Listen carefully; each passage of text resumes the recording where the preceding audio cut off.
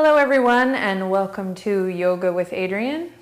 I am Adriene and today we are going to learn Baddha Konasana. It's a seated posture or the bound angle pose as they call it. Seated posture that increases flexibility in the hips, also in the groin. And then we're also going to take it down onto our backs and learn Supta Baddha Konasana, which is a reclined version, which is super yummy. So let's get started.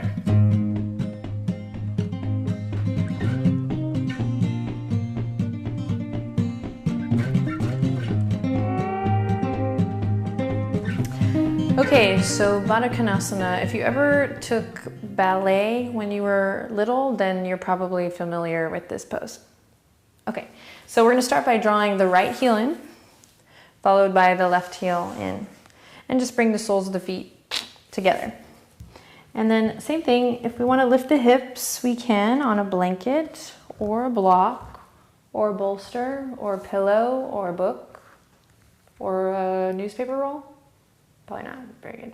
Bringing the soles of the feet together, I'm going to take my thumbs to the arches of my feet and just give myself a little massage. Why not? We don't touch ourselves enough in yoga. Okay, so just giving myself a little bit of stimulation on the feet, on the arches of the feet, opening my feet, maybe like a book here. Coming into the breath, of course. And then I'm going to take my fingertips behind me and just lift my tail or lift my sit bones and bring my pelvis as close to my heels as I can.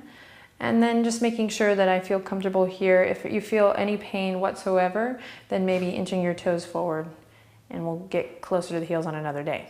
So just checking in with that. Softening the groin here. I'm going to interlace my fingertips, bring them around my toesies. And then same thing as we do in Sukhasana, just coming into the pose by rounding chin to chest, breathing into the back, feeling the skin of the back stretch. Elbows go out left to right here. And then from here, from my foundation, that which is touching the earth or the floor, I'll grow tall. Coming into this bound angle pose or the butterfly posture. Okay, but rather than thinking about pressing the knees down, think about drawing the tops of the thighs out and down. So external rotation, tops of the thighs, instead of pressing the knees down. So there's this sweet waterfall from the quads melting down, down, down. So opening up your little lamb chops here. Okay, if I want a deeper stretch in the groin, in the psoas, I can take my middle finger, index finger, and thumb, and I can interlace them around my big toe. Okay, then I'll bring my elbows left to right and find that nice long line from the crown of the head to the tip of the tailbone. I may even want to draw my navel in towards my spine. Tops of the thighs actively drawing down, opening my feet up like a book here. I'll take a nice sweet inhale in and then bend the elbows left to right, coming forward. But rather than allowing the spine to round now, I'm going to set my intentions to keep a nice flat back. Tops of the thighs actively drawing down. Inhale in, exhale, come forward. May only come a little bit. And we'll just breathe here. Again, softening the groin, keeping the sit bones rooted. Okay, we can begin to pulse maybe here. And then in time, we'll be able to bring belly closer to the heels. But I think it's important to stay connected to that danda, or that staff, this nice long line from the crown of the head to the tip of the tailbone, rather than forcing ourselves into the pose. In general, if we ever feel like we're compromising anything, the breath especially, it's always a good idea to ease up. Okay, so here we are in butterfly posture or bound angle pose. 5 to 10 breaths, pulling the elbows left to right and coming forward if that feels yummy.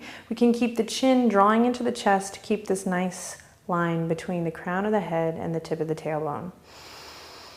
Okay, after about 5 to 10 breaths here, then fly. You can release and go ahead and allow the spine to round. Tops of the thighs are still active as I draw my chin to my chest and my nose towards my toes. Breathing. Drawing the navel in.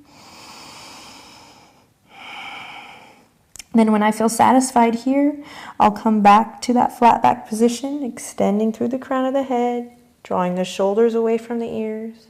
And then tops of the thighs draw out and down as I come back up to seated. Okay, I want to do the same pose 6 months from now and see if my hips have opened up anymore, because I'm going to be practicing more regularly. So you should do it too. Okay, now I want to take it to the back. Okay, same pose, Baddha Konasana, but we're going to recline it, Supta Baddha Konasana. So we'll grab 2 blocks and come to lie flat on our back. Or if you don't have blocks, just come to lie flat on your back. Okay. Okie doke, so Supta Baddha Konasana, we're going to take it to a nice, yummy variation or modification by coming flat onto our backs. And why don't we go ahead and hug the knees into the chest just for a second here, wrapping the arms around the shins, around the legs, crawling the shoulders down, just rock a little side to side. Give yourself a little massage in the lower back and the kidneys. You can even take the knees in a circle if that feels good. Okay, then we'll relax the shoulders and the elbows down. And then I'll bring the soles of my feet to the earth. Then I'll take my palms to the tops of the thighs and open the book, drawing the soles of the feet together. Okay, so same thing. Opening my little butterfly wings, bringing the soles of the feet together. Take a deep breath in. As you exhale, release the weight of the body completely and fully into the mat. So Supta Baddha Konasana, reclined Baddha Konasana, is a restorative posture. So we definitely want to take the time to exhale. I just thought of waiting to exhale. I have never made that joke in yoga before. I will, but not today. So I'm going to relax with the exhale. Then see if I can maybe crawl my heels up towards my root, maybe just a little bit more. Outer edges of the feet connected to the earth. Same thing, tops of the thighs are rotating out and melting down towards the mat, but this time I have gravity to help me do the work. So I can even take my palms, bring them to the inner thighs and just rotating them out a little bit. Okay, now we can interlace the fingertips, bring them to rest on the belly, which is great because then we can breathe into our hands here.